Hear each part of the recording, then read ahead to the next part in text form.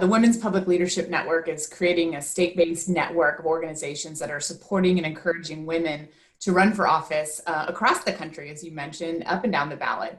And to be honest, when I kind of did a quick survey of candidates to ask them how much they're thinking about it, a lot aren't thinking about it. I've talked to consultants, I've talked to candidates, and my question caught a lot of people off guard, which is concerning to me. Because I recognize that the importance of having your social media channels buttoned down, making sure that bad actors can't intervene in your websites or your social channels. And the reality is a lot of people rely on their vendors to handle this for them. So their website vendors, their social media vendors.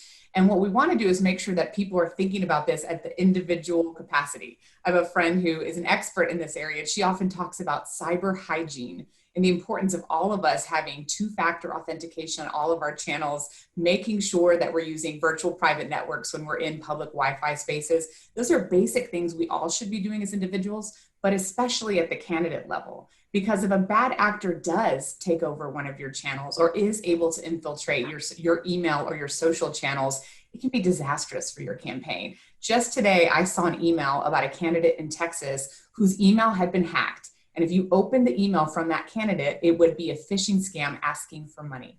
So this happens, it's real, it happens every day. And candidates and campaigns and consultants need to be more vigilant about ensuring that their candidates are doing all they can to protect themselves. So we're helping candidates and organizations think about this and start the conversation. I think not enough people are as far down the road as we'd like them to be. I think one of the most important things for people to remember in a crisis is that nature abhors a vacuum.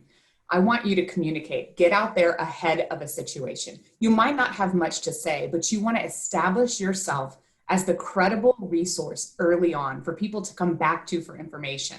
Because the reality is if you're not saying something, other people are, and they're framing the story and framing the narrative for you. So I usually could help my clients think through a way to respond quickly, to be factual, accurate, thoughtful, authentic, and ensure that their communication is an established source for people to come to. If there's a crisis situation, you want the media to know to come to you as an established source of information. My former boss, Karen Hughes, who was with President Bush at the White House during 9/11, often talks about the importance of providing facts and action to people in a crisis.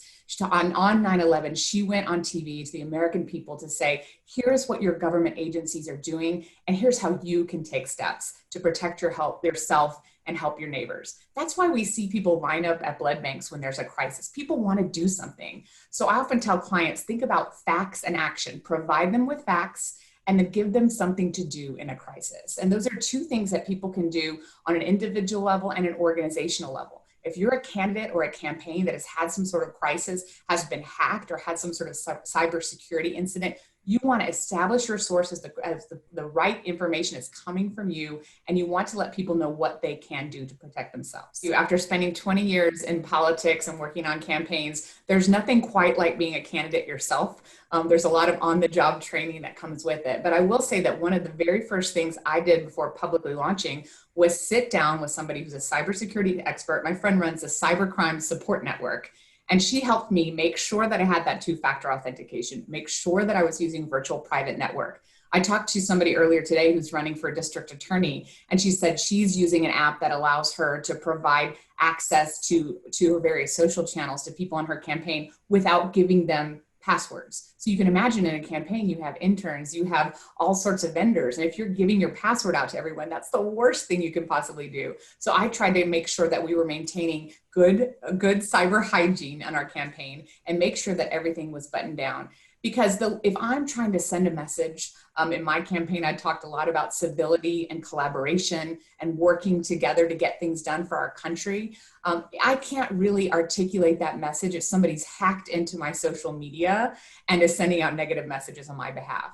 Or frankly, if you're a candidate and you're asking for people to trust you with their vote and you can't be trusted with their personal information and you've been hacked, that's going to be contrary to the message you want to send. So these issues aren't just important from a security standpoint, they're important from a messaging standpoint and a story building standpoint. And frankly, it is going to hurt your credibility if you're not able to even keep your campaign buttoned down. So for me as a candidate, it was very important for me to have have that privacy around my own networks, to make sure that any vendors that accessed information, access my donor information, we're protecting that. I think that's another thing from a lot of campaign standpoint, the big national organizations that help with fundraising and help with the databases, making sure that they have that good cyber hygiene and that they're vigilant and on top of it, because we know that there are bad actors out there that are trying to infiltrate campaigns. And if they can get a hold of one of our national networks and national databases, that's going to wreak havoc on campaigns all around the country.